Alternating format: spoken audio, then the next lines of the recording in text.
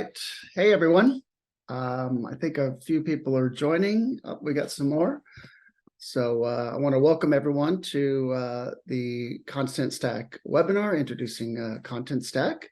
My name is Doug Mitchell. I also have Adam Smith here with me today. I think I have an introduction slide. Very nice to meet you. I'm based out of San Francisco. Adam is based out of Denver. I'm an enterprise account executive. I got a little bit of an overview to start out the presentation today, and then I'll hand it over to Adam, who'll kind of walk us through some of the platform capabilities and give you some visuals to how our technology solves business problems. So a couple quick softball slides. Everyone knows intuitively, but certainly with COVID, the adoption of digital went through the roof, and it's still continuing today. In fact, there's numbers to back it up. 70% of customers today interact with brands through a digital means first. Means they're doing a lot of research on your brand, a lot of research to understand who you are, and the first touch point is generally a digital touch point now, at least over half of the time.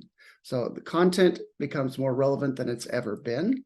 And when customers do come to your sites, they're going to want to see something that's relevant. They have there's more of an adoption now to the fact that, yes, I am willing to give up some of my behavioral information to get a much better experience. So customers want that kind of interaction with the brand, and you've got to be able to have the content and the capabilities to be able to quickly tailor an experience based on what you do know about your customer base, or someone who's even exploring you for the first time.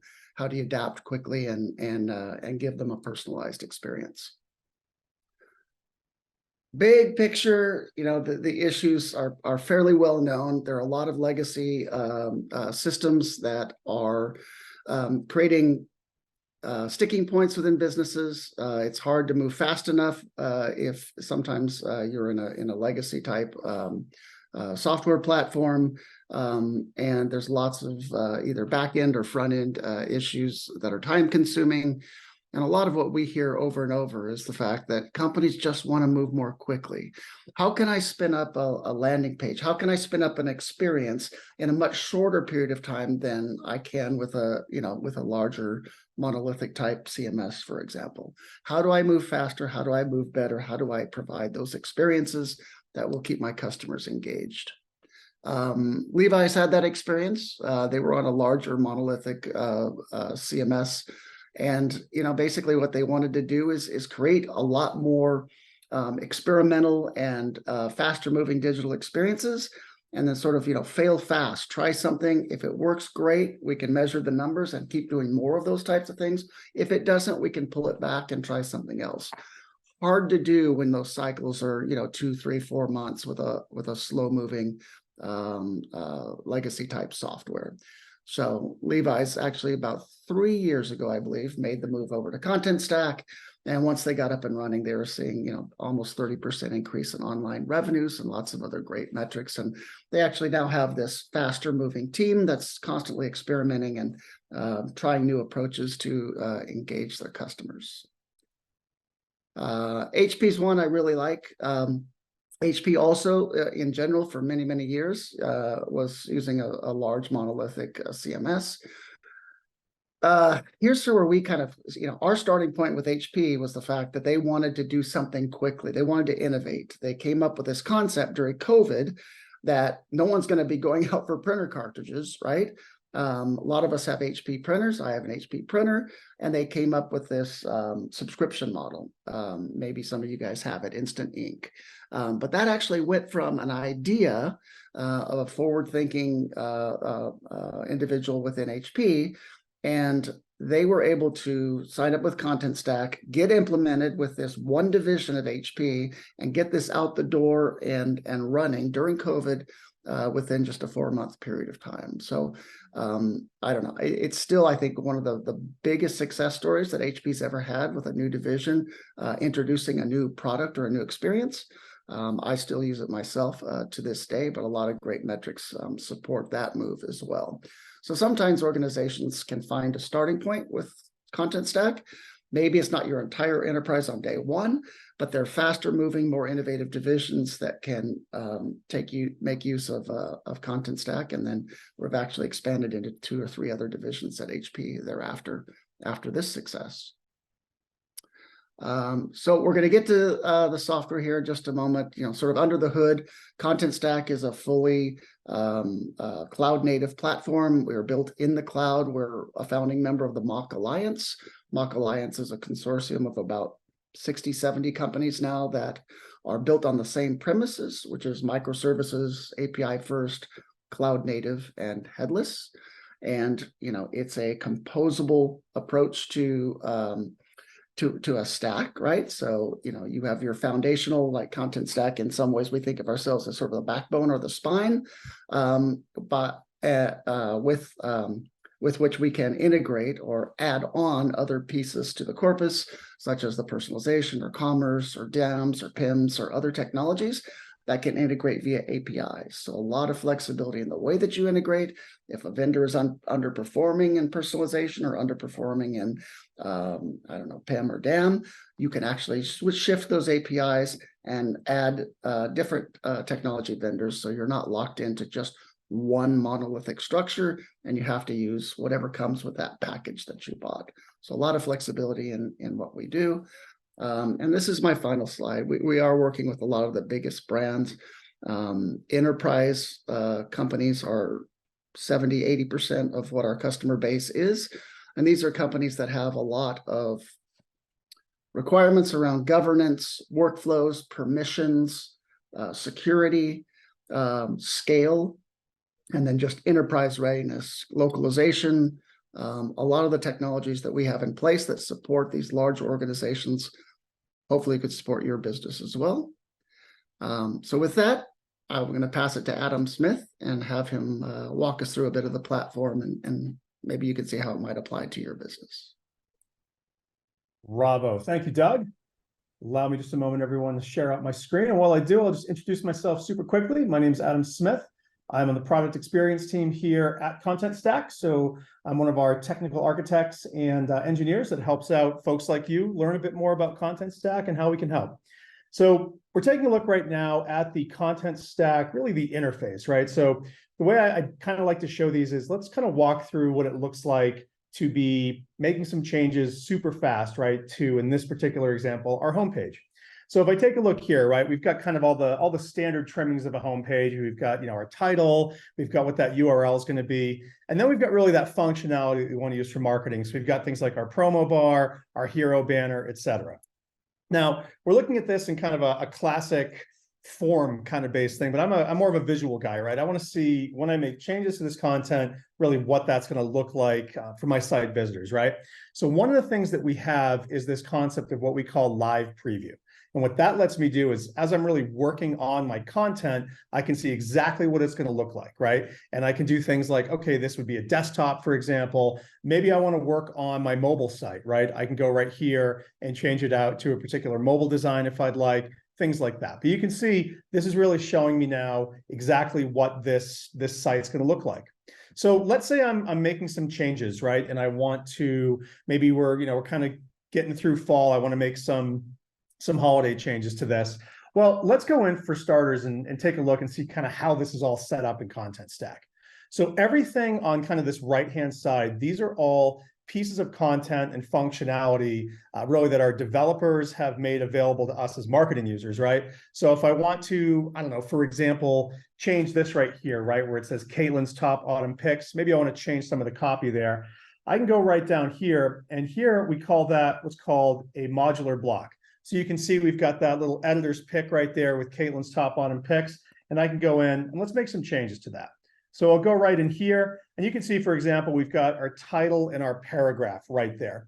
One of the things with Contentstack is we totally separate out what your content is from where you're going to be using it, right? So whether you want to use your content in an app, you want to use it, of course, here on a website, right? If you want to use it in an email campaign, things like that, you have the flexibility, right, to then reuse it wherever. So you can see here, we've really kind of broken this down and said, okay, what's important for this? It's our title and it's our paragraph, right? So maybe we want to change this, and we're going to have maybe let's feature Doug in this, for example. So let's do Doug's top, and we'll change it to fall picks.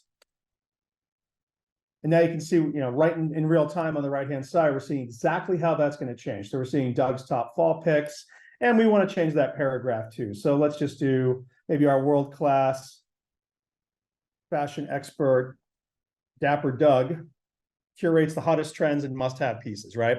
And you can see here on the right-hand side, all of this is going to show me exactly what that's going to look like in context with everything else in this particular site. So, okay, this is really cool. Maybe as part of this, right, we want to maybe move some functionality around. The cool thing with these modular blocks, right, as you can see, we've got all of these different bits of functionality here. We've got, that editor's pick with Doug's top fall picks. As we start to scroll down, you'll see things like this text call to action, image cards, all these sorts of things.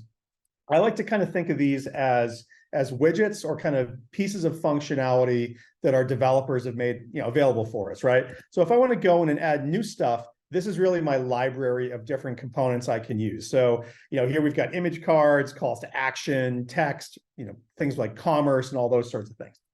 But maybe I want to go in and take this call to action that's below Doug's little top picks here on the right, and I want to put that really maybe above the fold. I can just grab that right here, and let's move it, and let's put it right at the top. And you'll see on the right-hand side, it's going to reorganize the whole site now. So we now have this fall into October call to action right there. And of course, if I want to make changes to that, very similar to how I was doing things earlier, right? In terms of, we've got our title, we've got our calls to action and things like that. So super straightforward, very easy to make changes. And of course, now that we've made these changes, right, we can now promote these out to the website, to our apps, things like that. One other thing I actually want to point out here as well, while we're kind of taking a look at the functionality, as Doug pointed out, one of the really cool things with Contentstack is we really are kind of that spine, right? Or that I like think of it as a hub, right? For all of your different pieces of technology. So for example, we've got this commerce down here at the bottom where we're actually taking information directly from BigCommerce in this particular example, and we're bringing it right into this experience. So instead of having to go kind of back and forth, right, and I want to log into my commerce, make changes to products, and then I've got to bring them into my page and things like that, you can see here we've got this interface directly from our e-commerce store, which is using one of our technology partners, right here, so I can make changes to it. Super straightforward and easy, and just kind of makes it a lot easier, right? And makes you a lot faster too, right? So that's making some changes to content. Now, okay, we've got some of these cool calls to action. We've got these fall picks. Now I want to go and maybe let's send this out and kind of go through what that approval would look like as part of, really this whole marketing process. So one of the things we have here is this notion of, we call it a workflow, because a lot of times you're going to have multiple teams, right, working on a particular piece of content, and maybe you want to make sure you've got some eyes on it. And instead of sending out emails and kind of having like maybe a Google Doc with a bunch of spreadsheets and stuff, we can just go right in here to workflow, and this is going to show us exactly what are all of the different basically states or stages, right, that this content can go through. So right now we're in a draft stage. This is a new version of this page. We haven't really sent it out, but maybe I want to go in and kind of maybe send this in for a review. So for our business here, our fictitious e-commerce site, we have really 5 different stages, everything from draft to completed. Of course, you can set up your own, right? You can create different types of users and approval processes and even automations, which we'll get to in a little bit, that really help automate and streamline exactly how this content's going to go. So we're not going to translate this one. So maybe I want to send it to my marketing team for SEO review. So now I can go in, I can say, okay, we want this to be live on November 1st. So you know what, let's make the due date on the 30th. Give them a little breathing room. It's a Monday, right? And I can go in, I can take a look and say, okay, do I want to send this out to a specific user? I'm going to assign myself just for fun today. Or I can assign it to our entire team, right? So like I was saying earlier, if you have a whole team that's doing things, maybe it's your developer team, it's your marketing team, things like that, I can just go right in here and I can say, hey, we want to send this to the SEO specialist team, for example. And I can go in and add some comments. I'll just put in here, hey team, added some new copy for Doug's promotion.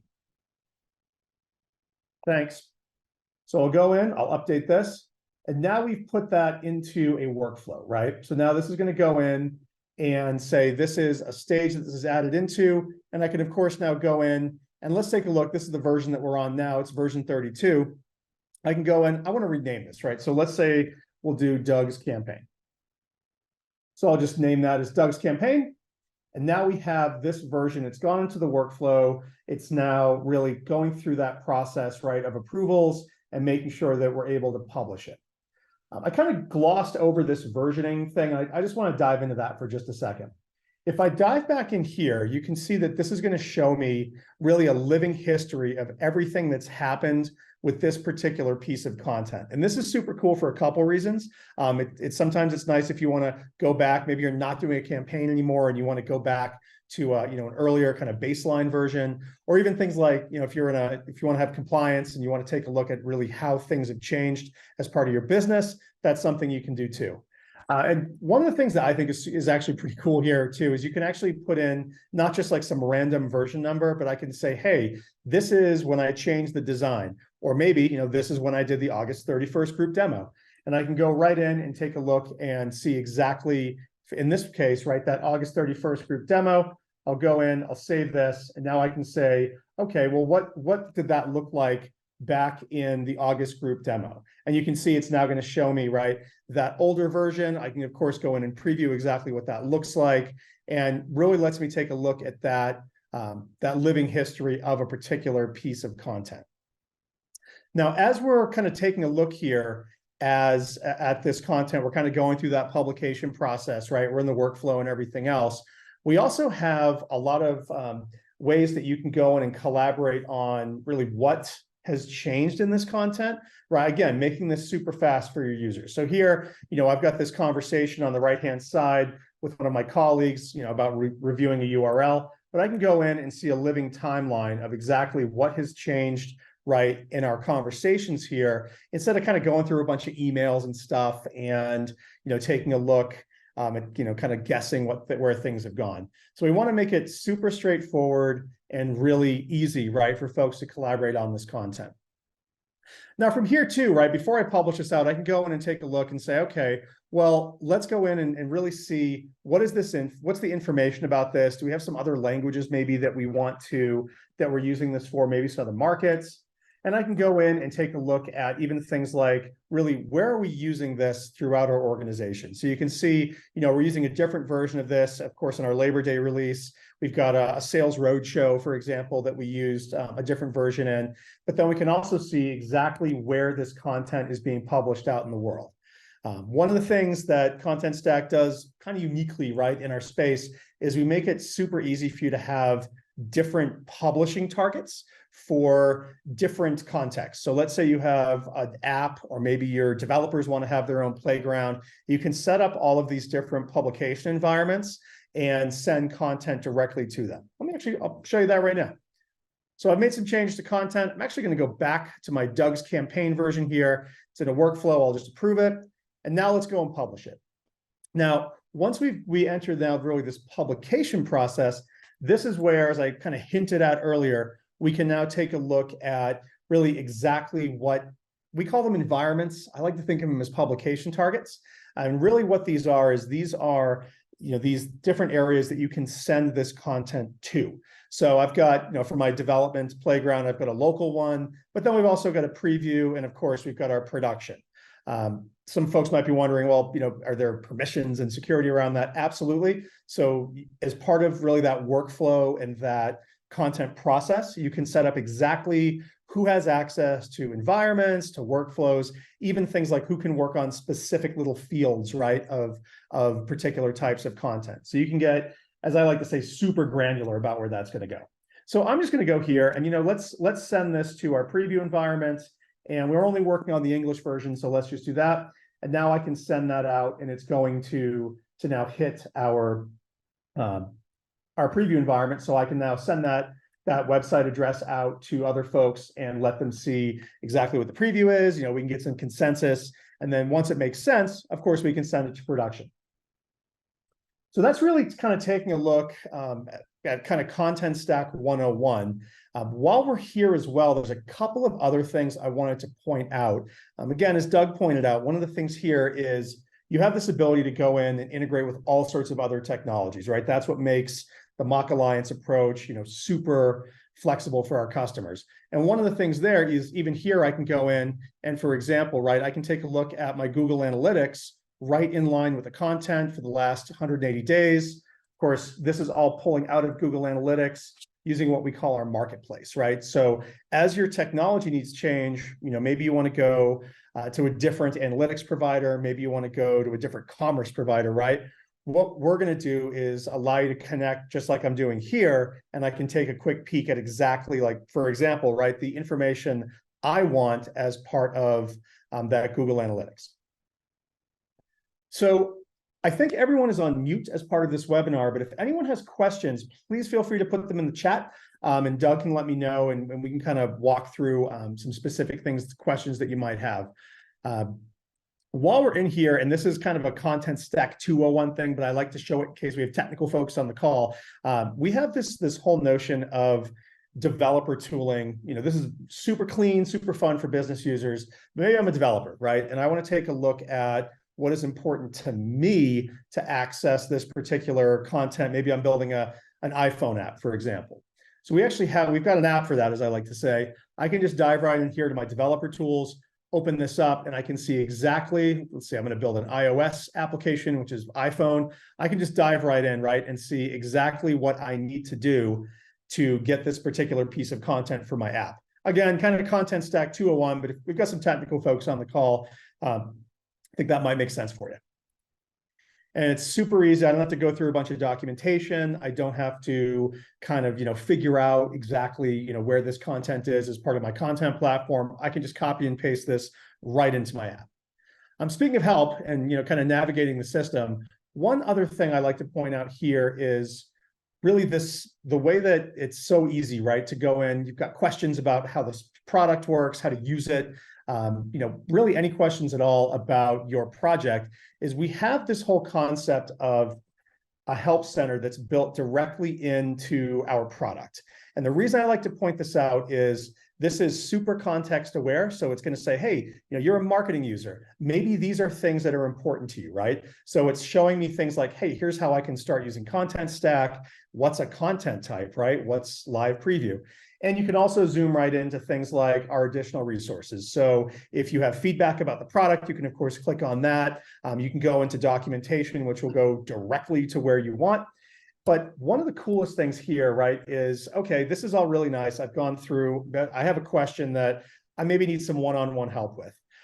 Instead of going through kind of a process of, maybe sending an email or calling someone or, filing a tech support ticket, we've got the big purple button here where you can just say, hey, you know what, this is all great. I want to chat with support.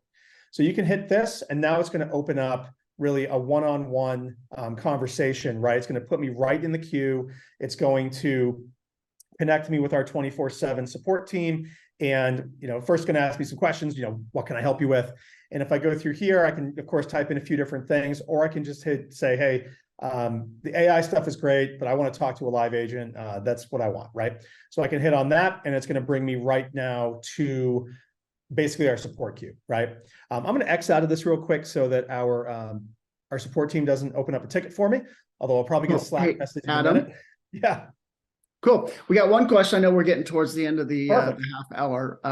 Ryan Williams had a question. He says, if a user is updating the homepage, does it save a new version every time a save is made? And if a version is already scheduled for release with a campaign, are changes locked into that version? That is an awesome question. So the answer is kind of yes to both. So when I'm working on a particular version, right, it's going to lock those changes to that version to me. But of course, if another editor actually walks in, you'll see, I don't have another login right now, but you'll kind of see that Google Docs style thing of, like, let's say Doug logged in and started making changes. You'll see like a little DM icon here while he's making changes, or I can lock it out completely and just work on it myself. When it comes to that launch process for a campaign, we're going to assign a specific version to that. So as I showed you earlier, right, we've got this, this status on here where we actually have different versions on the right-hand side here that are being used for our Labor Day release and our Sales Roadshow. I don't quite have time to get into it on today's webinar, but we have this notion of, we call them releases, and what it lets you do is really roll things up. So you can see this Labor Day release is a release, as is the Sales Roadshow. And with our releases functionality, I can just go right in and I can click update all to the latest version if I have permission to do that. So great question.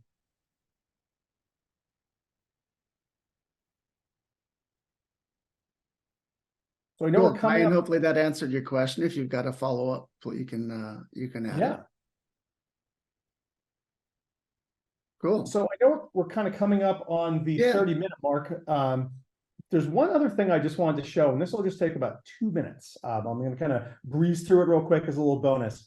One thing that we have here at Contentstack is kind of the secret sauce. If we have this notion of what we call an automation hub, because one of the things when you take a look at all the different parts of your tech stack, right, is, you know, buying them is cool, integrating them is fun, but really maintaining what those workflows look like. So for example, if you're updating things in different languages, if you want to go out and, you know, translate things, if you want to basically automate, right, the different workflows and business flows that you have as part of your project, this is what Automation Hub is designed to do. And what it really lets me do is do things like, for example, I can say, hey, you know what? When things are changed in Contentstack, maybe I want to go into Slack, for example, and let our marketing team know that, hey, you know, this has been changed. So what we've done is we've really created this automation, right, that lets me say, hey, every time Contentstack makes changes to a piece of content, let's actually go in and kind of like an if this, then that, let's go in, let's log into Slack, right? And then let's actually send out a message to that particular channel. So here you can see what I'm basically doing is I'm saying, you know, let's go to the marketplace, grab Slack, send a message to the channel, and then show me exactly what has changed. And this is totally outside of, you know, any sort of manual process I have to do, right?